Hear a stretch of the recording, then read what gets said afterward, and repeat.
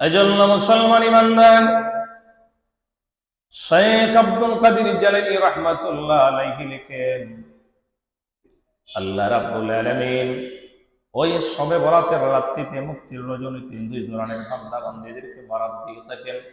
এক নাম্বার হলো যারা গুনাহগার পাপিষ্ঠ, তাদেরকে আল্লাহ তাআলা ওই রাত্রিতে ক্ষমা করে থাকে।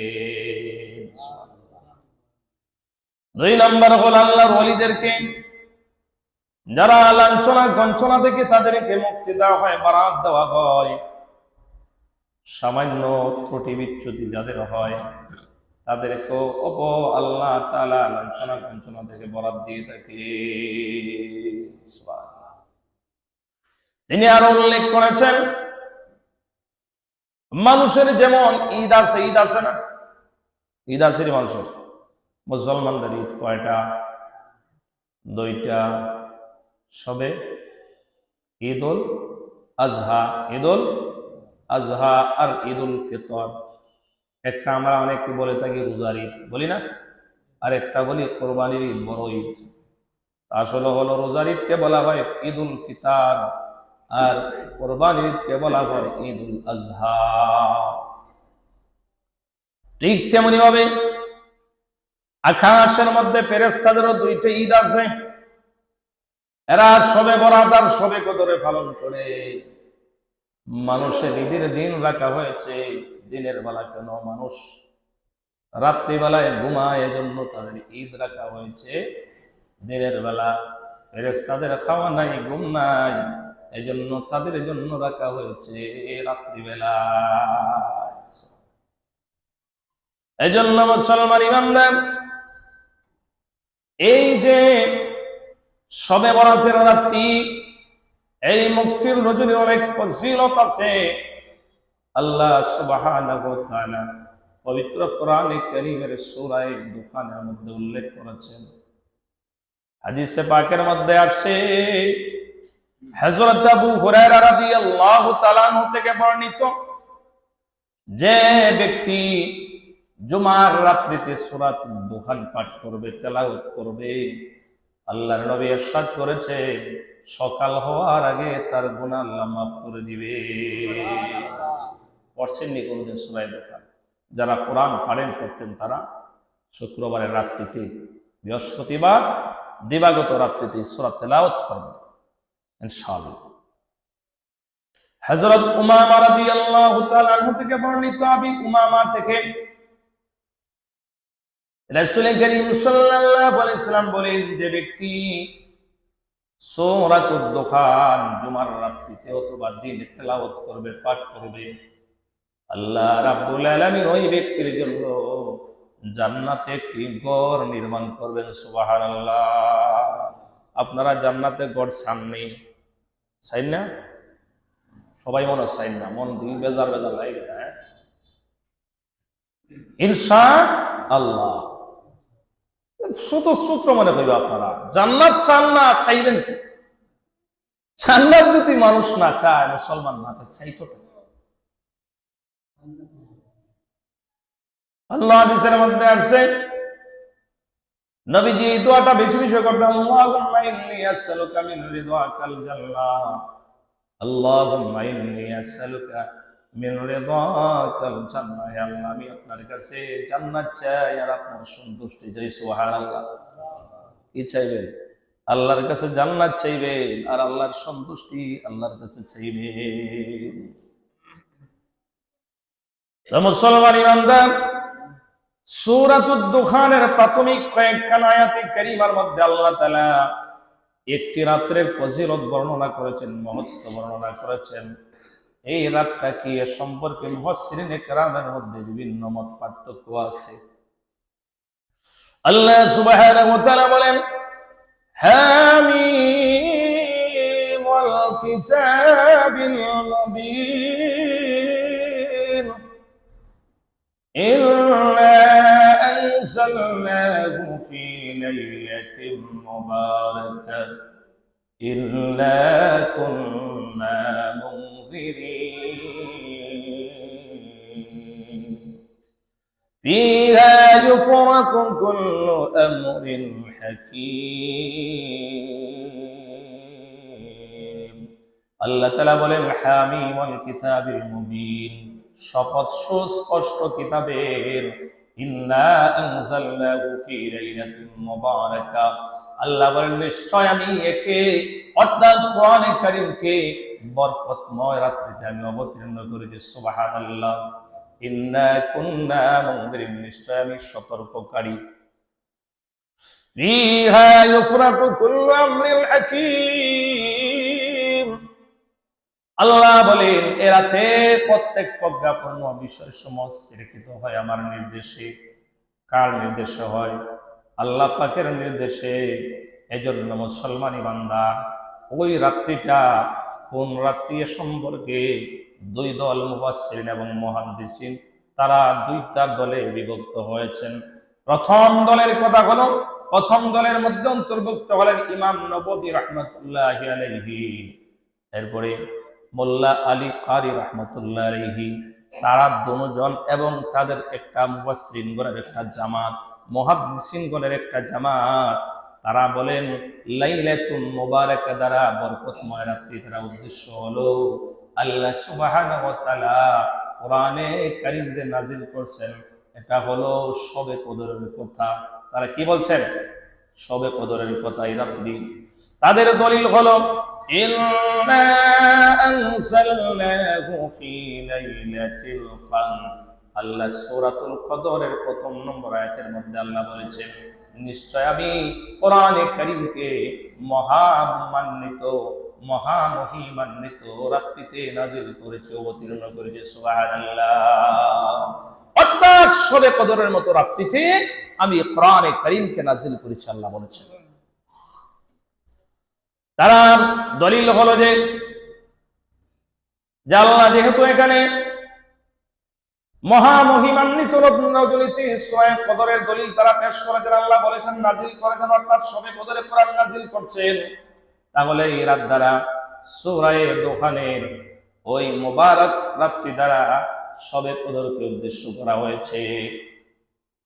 দুই নম্বরে মত হলো হযরত ইকরামা, মুফাসসিরিনদের একজন বড় একজন মুফাসসিরিন হযরত ইকরামা এবং আশরাফ আলী থানভী রাহমাতুল্লাহ আলাইহি, তারা বলেন যে এই লাইলাতুল মুবারাকা দ্বারা উল্লেখিত সূরা দোহানের লাইলাতুল মুবারাকা দ্বারা এখানে শবে বরাতকে উদ্দেশ্য করা হয়েছে। তবে এই দ্বিতীয় মতটাই অধিক প্রসিদ্ধ। এই রাত দ্বারা শবে বরাতকে বোঝানো হয়েছে। তাদের দলিল আছে, তারা বলেন যে আল্লাহ সুবহানাহু ওয়া তাআলা তো বলেছেন ফিহা ইউফরাকু কুল্লু আমরিন হাকীম, এই রাতে প্রত্যেক প্রজ্ঞাপূর্ণ বিষয় সমস্ত লিখিত হয় আমার নির্দেশে। আল্লাহ বলেছেন এই রাতে প্রত্যেক প্রজ্ঞাপূর্ণ বিষয় সমস্ত লিখিত করেন আল্লাহর নির্দেশে। তাহলে আল্লাহ তো কোরআনের মধ্যে সূরা কদরের মধ্যে বলেছেন কোরআনে কারীমকে নাজিল করেছেন তিনি শবে কদরে, আর প্রত্যেক প্রজ্ঞাপূর্ণ বিষয় যেহেতু বলেছেন, কারণ কি? তাদের দলিল হলো ওই শবে বরাতের মতো রাত্রিতে আল্লাহ পাক মানুষের রিজিক সমূহ বন্টন করেন। ওই রাত্রিতে এই বৎসরে যত সন্তান জন্ম নিবে ওই রাত্রিতে নির্ধারিত হবে, ওই রাত্রিতে যত মানুষ মারা যাবে এই বৎসর সবার লিস্ট ফেরেশতার কাছে দেওয়া হবে। বুঝতে পারছেন? তাদের দলিল হলো সূরাতুদ দুখানের লাইলাতুল মুবারাকা দ্বারা উদ্দেশ্য হলো এখানে শবে বরাতকে উদ্দেশ্য করা হয়েছে। তাদের আরেকটা দলিল তারা দিয়েছেন, তারা বলেছেন যে আল্লাহ তাআলা তো পবিত্র কোরআনে কারীমকে নাজিল করেছেন, পবিত্র কোরআনে কারীমকে নাজিল করেছেন লৌহে মাহফুজ থেকে প্রথম আসমানে রাখা হয়েছে শবে কদরে, আর শবে বরাতের মতো রাত্রিতে আল্লাহ রাব্বুল আলামিন শবে কদরের মতো রাত্রিতে নবী করিম সাল্লাল্লাহু আলাইহি ওয়াসাল্লামের কাছে জিবরাইলের মাধ্যমে পৌঁছাইছেন। আর শবে বরাতের মতো রাত্রিতে আল্লাহ যে কোরআন নাজিল করবেন আর ফয়সালা গ্রহণ করেছেন। সুবহানাল্লাহ। এখানে সবচাইতে সামঞ্জস্যপূর্ণ সমতা বিধান হলো এই লাইলাতুল মুবারাকা দ্বারা এখানে শবে বরাতকে উদ্দেশ্য করা হয়েছে, কারণ আল্লাহ কোরআন নাজিল করবেন ওই রাত্রিতে, শবে বরাতের মতো রাত্রিতে কোরআন যে আল্লাহ নাজিল করবেন অবতীর্ণ করবেন ফয়সালা গ্রহণ করছে। আর প্রকৃতপক্ষে কোরআন নাজিল করছেন শবে কদর। বুঝতে পারছেন? প্রকৃতপক্ষে নাজিল হয়েছে, অবতীর্ণ করছেন রাসূলের কাছে জিবরাইলের মাধ্যমে শবে কদর। আর আল্লাহ যে কোরআন নাজিল করবেন এ কথা ঘোষণা করছেন শবে বরাত। তাই জন্য মুসলমান ইমানদার এই রাত্রে অনেক ফজিলত আছে। আলী রাদিয়াল্লাহু তাআলা قال قال رسول الله صلى الله عليه وسلم اذا كان ليله النصف من شعبان।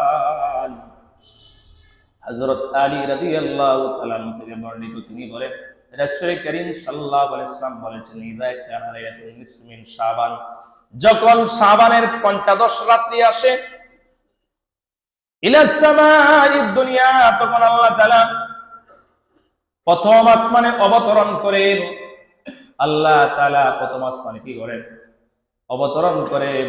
এরপরে আল্লাহ বলতে থাকেন ফাকুমু লাইলাহা ওয়াসুমু ইয়াওমাহা, তোমরা রাতের বেলায় নামাজ পড়ো আর দিনের পরবর্তী দিন তোমরা রোজা রাখো।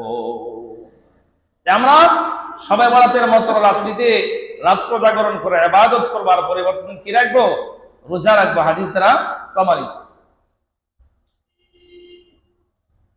فيكون على مستغفرين فاغفر لكم, এরপর আল্লাহ তাআলা প্রথম আসমানে অবতরণ করে, কারণ বান্দাদেরকে দেখে দেখে বলতে থাকেন ফায়াকুলু আলা মিন মুস্তাগফিরিন, কে আছো ক্ষমা প্রার্থী, কে আছো ক্ষমা প্রার্থী, ফাগফির লাহু, আমি তাকে ক্ষমা করে দিব। আলা মুস্তারজিকিন, এরপর আল্লাহ বলেন আলা মুস্তারজিকিন, আসেনি কোন রিজিক প্রার্থী, আরযুকাহু, আমি তাকে রিজিক দান করব। সুবহানাল্লাহ। আলা মুবতালান, আসেনি কোন বিপদগ্রস্ত, ফাওয়াফিয়াহু, আমি তাকে বিপদ থেকে নাজাত দিব, মুক্তি দিব। এই হাদিস দ্বারা প্রমাণিত হলো যে আল্লাহ তাআলা শাবানের ৫৫ রাত্রিতে আল্লাহ তাআলা সন্ধ্যার পরে আল্লাহ তাআলা প্রথম আসমানে অবতরণ করেন, তাজাল্লি দেন, আর বান্দা বান্দীদেরকে ওই রাত্রিতে ডাকতে থাকেন যে কে আছো আমার কাছে ক্ষমা চাইবা, ক্ষমা চাও, আমি ক্ষমা দিব। সুবহানাল্লাহ। কে আছো রিজিকগ্রস্ত, রিজিক প্রার্থী আছো, আমি রিজিক দান করব। কে আছো অভাবগ্রস্ত, আমি অভাব দূর করে দিব। কে আছো বিপদগ্রস্ত, আমি তাদেরকে বিপদ থেকে আমি আল্লাহ মুক্তি দান করব। এরপরে আল্লাহ তাআলা বলেন আলা কাযা আলা কাযা হাত্তা ইয়াতুনু আলফান, এভাবে আল্লাহ সুবহানাহু ওয়া তাআলা একবারে সূর্যাস্ত একবারে সূর্য উদিত হওয়ার এক পর্যন্ত এই রাত্রিতে আল্লাহ তাআলা বান্দা বান্দীকে ঘোষণা করতে থাকেন সুবহানাল্লাহ। এই হাদিস দ্বারা প্রমাণ হলো আমরা এই রাত্রিতে সাধ্য অনুযায়ী আমরা ইবাদত বন্দেগীর মধ্যে লিপ্ত থাকব।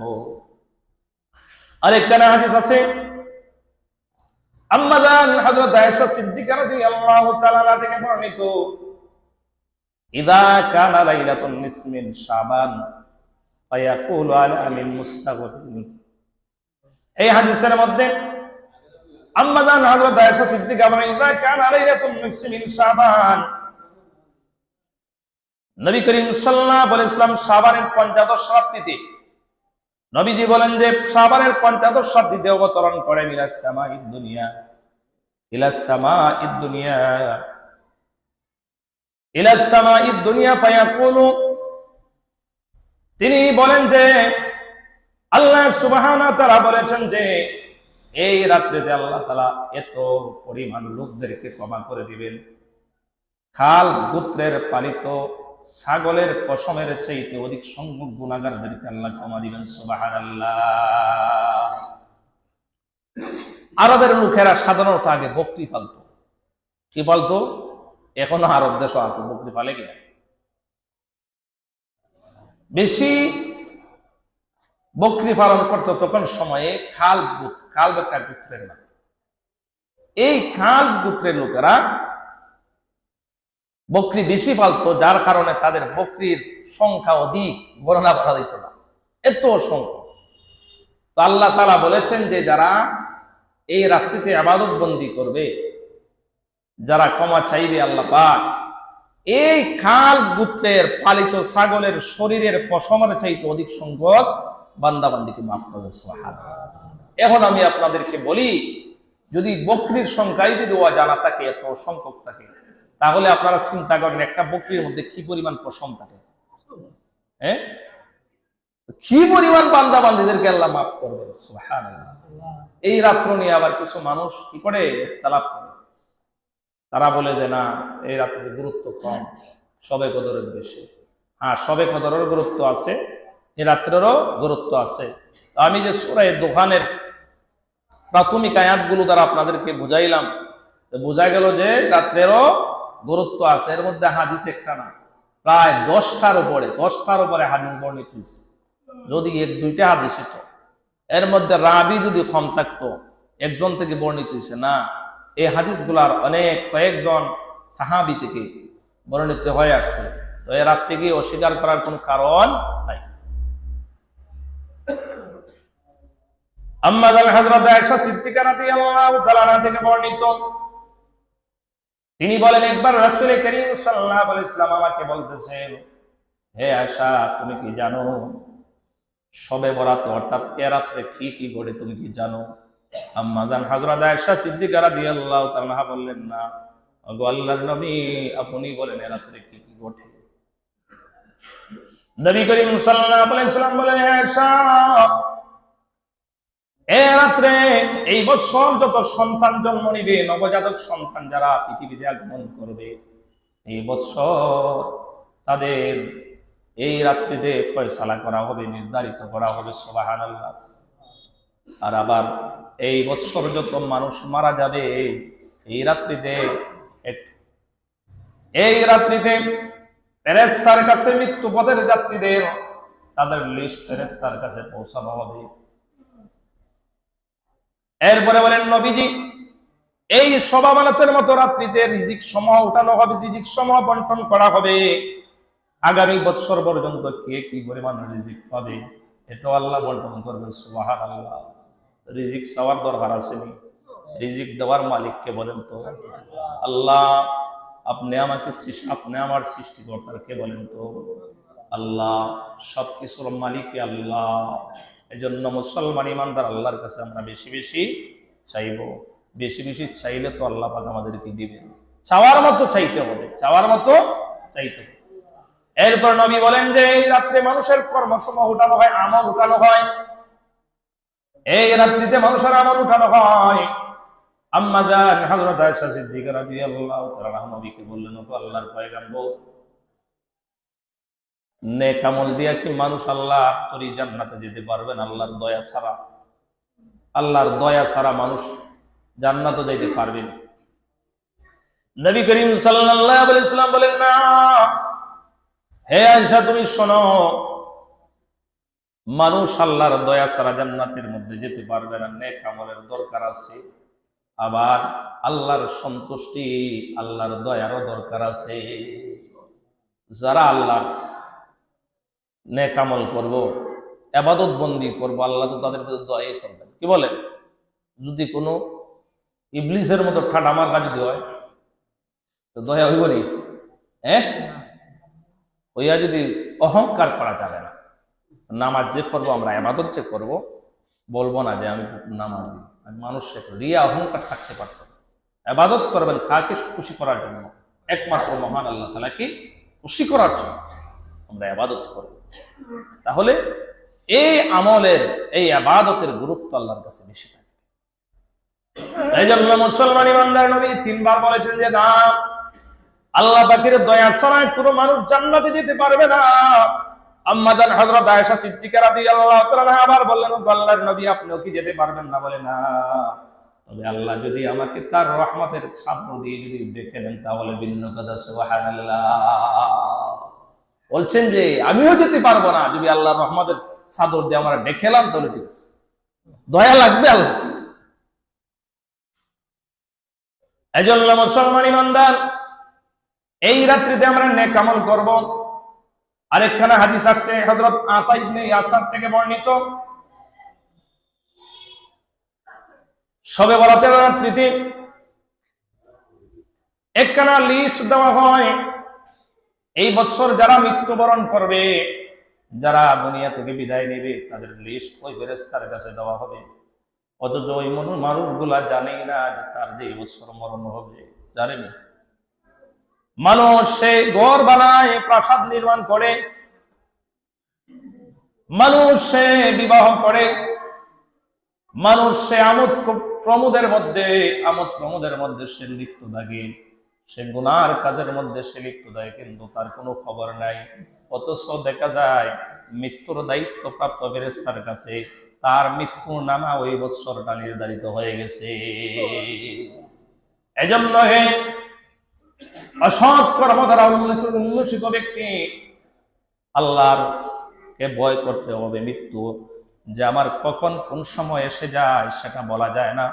এজন্য মুসলমান ইমানদার আমরা সব সময় মৃত্যুর প্রস্তুতি গ্রহণ করতে হবে। ইমানদার তো প্রকৃতপক্ষে তারাই যারা, নবী এক হাদিসে বলেছেন যে তারাই হলো বুদ্ধিমান যারা পরকালের চিন্তা করে সব সময় মরণের কথা স্মরণ করে। যারা মরণের কথা বেশি বেশি স্মরণ করে এরা কি নামাজ ছাইরা করবো? বলেন তো। রোজা না রাখিয়া যারা মরণের কথা বেশি স্মরণ করবে সে তত বেশি ইবাদত করবে, আখিরাতকে বেশি স্মরণ করবে, তার দ্বারা গুনাহ কম হবে, গুনাহ হবে না। যদিও সগীরা গুনাহ হয় সে কিন্তু মাপ চেয়ে নিবে, কবিরা গুনাহ হলে সে মাপ চেয়ে নিবে, আল্লাহর কাছে তওবা করে ফেলবে। মানুষের কৃতজ্ঞ হলো ওই ব্যক্তি, কৃতজ্ঞ বান্দা তারাই যারা ভুল করার পরে মাপ চেয়ে নেয়, আল্লাহর কাছে ক্ষমা চেয়ে নেয়। আর অকৃতজ্ঞ যারা ভুল একটার পর একটা করতে আছে কিন্তু মাপ চাইতে রাজি না, আছে? মানুষের মধ্যে কিছু মানুষ আসেনি, এরকম আসেনি, ভুল তো করছে আবার উল্টা কথা বলে। এজন্য মুসলমান ইমানদার এই রাত্রিতে আমরা ইবাদত বন্দি করব। আর কখন কার মরণ এসে যায় বলা যায় না। আমরা মৃত্যুর জন্য সর্বদা প্রস্তুত থাকবো কিনা ইনশাআল্লাহ?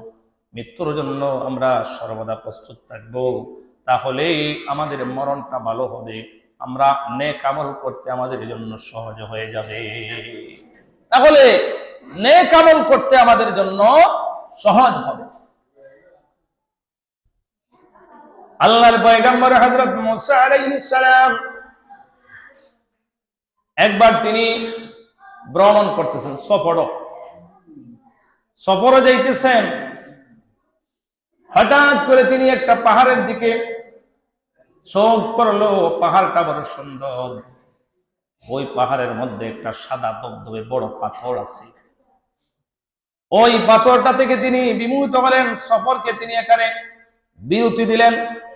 ওই পাহাড়ের উপর তিনি উঠলেন, ওঠার পরে তিনি দেখলেন যে এত সুন্দর পাথর, সাদা দুধের মতো সাদা, দবদবে সাদা। ওই পাথরের চতুর্দিক দিয়া তিনি ঘুরলেন। এই পাথর দেখে তিনি আকৃষ্ট হয়ে গেলেন, সুন্দর লাগছে ওনার কাছে। আল্লাহ তাআলা ওহী দিয়া জানায় দিলেন, আল্লাহ তাআলা ফেরেশতার মাধ্যমে আল্লাহ তাআলা বললেন যে বলো আমার পয়গম্বর ঈসার কি এটা সুন্দর লাগছে কিনা। প্রশ্ন করা হলো, ঈসা আলাইহিস সালাম বলেন হ্যাঁ, আমার কাছে এই পাথরটা বড় সুন্দর লাগছে, আমি বিমোহিত হয়েছি। আল্লাহ তাআলা বললেন, এই ঈসা পয়গম্বর, তুমি কি এর চাইতে কোনো আশ্চর্যজনক দেখতে চাও কিনা? এর চাইতে কোনো আশ্চর্যজনক কোনো কিছু দেখতে চাওনি? মুসা আলাইহিস সালাম বলে, আল্লাহ আপনি যদি আমাকে দেখাইতে চান আমি দেখতে চাই, আমার তো মন চাই। তখন হযরত ঈসা রূহুল্লাহ আলাইহিস সালামকে বললেন, হে ঈসা, তুমি একটা কিছু দিয়ে এই পাথরের মধ্যে তুমি আঘাত করো। তিনি আস্তে করে আঘাত করলেন, সঙ্গে সঙ্গে পাথরটা বিকণ্ঠিত হয়ে গেল। এই পাথরের মধ্যে একজন আল্লাহর বান্দা, সে নামাজরত অবস্থায় আছে, আর তার হাতের মধ্যে তসবিহ, অপর দিকে আঙ্গুরের সরা, আঙ্গুর আর আঙ্গুর, সুবহানাল্লাহ। মুসা আলাইহিস হযরত ঈসা আলাইহিস সালাম তিনি আরো আশ্চর্যান্বিত হলেন। তিনি বললেন, ঈসা আলাইহিস সালাম, ও আমার মালিক, আমার প্রভু, এ কি দেখলাম আমি? তুমি পাথরের ভিতরে একজন বান্দারে তুমি রাখছো, সে তোমার ইবাদত করে, বন্দেগী করে, আবার তাকে তুমি রিজিক পৌঁছাইছো। সুবহানাল্লাহ। ঈসা আলাইহিস সালাম ওই বান্দাকে বললেন, ওই লোককে বললেন, হে লোক, তুমি কত বৎসর যাবত এই পাথরের মধ্যে থেকে তুমি ইবাদত বন্দী করতেছো? ওই লোকটা জবাব দেয়, আমি 400 বৎসর পর্যন্ত এই পাথরের ভিতর থেকে আল্লাহর ইবাদত করি, আর মহান মালিক কুদরতি ভাবে আমাকে আঙ্গুর খাওয়াইতেছেন। সুবহানাল্লাহ। রিজিকের মালিক কে বলেন তো? রিজিক নিয়ে এত ব্যস্ত কেন, তো চিন্তা কেন, পেরেশানি কেন? যেটা আসার আসবে। এর মধ্যে আল্লাহর গোলামি যদি করি, আস্তে আস্তে আসতেই থাকবে। হযরত ঈসা আলাইহিস সালাম খুব আশ্চর্যান্বিত হলেন। তখন আল্লাহ রাব্বুল আলামিন বললেন, হে ঈসা পয়গম্বর, আপনি আরো আশ্চর্যান্বিত হবেন। উম্মতে মুহাম্মাদীকে আমি আল্লাহ একটা রাত দিব, ওই রাতের নাম হলো লাইলাতুন নিসফি মিন শাবান, শাবানের ৫৫ রাতে, যেটাকে শবে বরাত বলা হয়।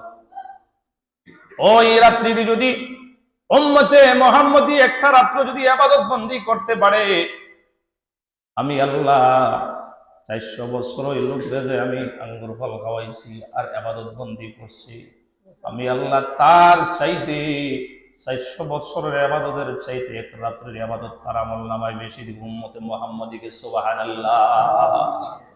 এই রাত্রিতে ইবাদত বন্দী করা দরকার আছে কিনা? এমন ভাবে করতাম আরেক বাইরে যাতে কষ্ট না হয়। চুপে চুপে মসজিদে যদি আসি, আয়া চিল্লা চিল্লি করতাম না। কি বলেন? চিল্লা চিল্লি করলে আরেকজনের ইবাদত নষ্ট হইব। বাড়িতে যদি আপনি ইবাদত করেন, নফল নামাজ পড়েন, একজন যদি ঘুমাই থাকে, তারে কইেন না বলে ঘুমাইছিস করে। এই বেটা যদি এশার নামাজ হইয়া একজনে আরো কিছু ফইরা ঘুমাই থাকে, কিছু তেলাওয়াত করে অসুবিধা আছে। আবার যদি ফজর নামাজ পড়াইছে, হ্যাঁ, এখন আমরা সারা রাত আমরা নামাজ পড়লাম, তসবিহ তাহলে পর্যন্ত ফজরের সময় দেখা যায় খবর নেই, মুসল্লির বুঝতে পাওয়া যায়। এই ইবাদতের দাম আছে না বলছেন আল্লাহর কাছে? হ্যাঁ, আমরা এমন ভাবে পড়বো, এশার নামাজ জামাতে পড়বো, সারা রাতে ইবাদত করবো, আবার ফজর জামাত ফইরা ঘুমাইবো। কি বলেন? হ্যাঁ, ফজর ফইরা এর পরে জামাত ফইরে কে ঘুমাইবো? কারণ হাদিসের মধ্যে আছে, হযরত আনাস রাদিয়াল্লাহু তাআলা আনহু থেকে বর্ণিত, তিনি বলেন যে নবী করিম সাল্লাল্লাহু আলাইহি ওয়াসাল্লাম ইরশাদ করেছেন, নবী করিম সাল্লাল্লাহু আলাইহি ওয়াসাল্লাম ইরশাদ করেছেন যে ব্যক্তি এশার জামাত যদি পড়া সে ঘুমায়ে পড়ে, ওই লোকের আমলনামায় অর্ধ রাত্রির নফল ইবাদতের সওয়াব তার আমলনামায় দেওয়া হবে। সুবহানাল্লাহ। আবার যদি ওই লোকটা যদি আইসা ফজরের সময় যদি জামাতের নামাজ আদায় করে, বাকি অর্ধেক রাত্রির নফল ইবাদতের সওয়াব তার আমলনামায় দেওয়া হবে। সুবহানাল্লাহ। এজন্য জামাতের গুরুত্ব আছে বলেন তো? পুরুষ যারা আমরা প্রাপ্তবয়স্ক, তারা আমরা কি করব? জামাতের নামাজ আদায় করব, চেষ্টা করব ইনশাআল্লাহ। তো এই জন্য যারা এশার নামাজ জামাতে পড়বে, ফজর জামাতে পড়লো, মধ্যখানে আরো ইবাদত বন্দী হলো, তারা তো বেশি পাবে, তাইব না? যে লোক এশা পড়া ঘুমাইছে, ফজর জামাত পড়ছে, কিন্তু এশা আমল করছে না, তার চাইতে যে এশা বললো, ফজর বললো, রাত্রে ইবাদত করলো, হ্যাঁ তো বেশি পাইবে। কি বল? সস্তা মিষ্টি একটা আছে না বাজারও, আছে না কম দামি? এটা আর বালা মিষ্টির দামে সমান নেই। তো যে বেশি, যেটা যত বেশি ইবাদত বন্দী করবো, তার দাম আল্লাহর কাছে বেশি থাকবে, তার ইজ্জত আল্লাহর কাছে বেশি থাকবে। তা মুসলমান ইমানদার ওই রাত্রিতে, শবে বরাতের রাত্রি কোন দিন পড়ছে? আগামী শুক্রবার দিনগত রাত্রে, খেয়াল রাখেন। আবার অনেকে বললেন না হুজুর দিয়ে কইলেন, হুজুরে খালি খাওয়ার জিনিস না, নিজ খেয়াল রাখার জিনিস। মাস কোনটা যায়, ইংরেজি জানুয়ারি ফেব্রুয়ারি বলতে পারি, বৈশাখ জ্যৈষ্ঠ কইতে পারি, কিন্তু আরবি মাস কোনটা চলে এটা মনে থাকে না। আর রমজান আইলে মনে হয় রমজান। কি বলেন? এর আগে যে কোন মাস গেল এটার কোনো খবর নাই। আমরা এইরকম মুসলমান, সিন্নি গরু দেওয়া হয়েছে, কিন্তু সিন্নির মধ্যে ইমাম সাহেবের আগে দেখা যায় সবটি। রাগ করেন না কোথায়? এমন অনেকে আবার প্রশ্ন করে ইমাম সাহেব লেট হয়ে গেছে। ইমাম সাহেব যে লেট করতো না, ইমাম সাহেব তো আমরা জামাত পড়াইছি, 2 রাকাত নফল আছে কিনা। ইমাম সাহেব যদি না পড়ে, আলেম যদি একজন না পড়ে, তার পড়তে হবে। আলেমও যদি গুরুত্ব যদি ইবাদতের না বুঝে, সাধারণ পাবলিকে বুঝবো না? আমি যদি 2 রাকাত নফল না পড়ি, আপনারা কি বুঝবেন? এমন গেলাম কিছু মানুষ মনে করি মুসল্লি, হ্যাঁ বেটা আসলে জ্বরের নামাজই পড়ছে। সত্য কথা, বাস্তব। খাবার এতই খাবারের জন্য পাগল। আমি আমার মালিককে সেজদা না করে খাইব কিভাবে? আমার মতো নিমক হারাম অকৃতজ্ঞ দুনিয়ার মধ্যে কেউ না। আমি নামাজটা পড়ছি না, কিন্তু আমি খাওয়ার জন্য পাগল। আরে ভাই, পেট যেহেতু আছে খাবো, আল্লাহর গুলামি হইয়া খাই না, আল্লাহর সেজদা দিয়ে খাই। পিঠটা বিছনার মধ্যে লাগায় চিন্তা করেন যে কত নামাজ কাজা করছেন, কত ভুল করছেন। আল্লাহ যদি হিসাব তো অবশ্যই চাই। আমি কি করলাম জীবনে?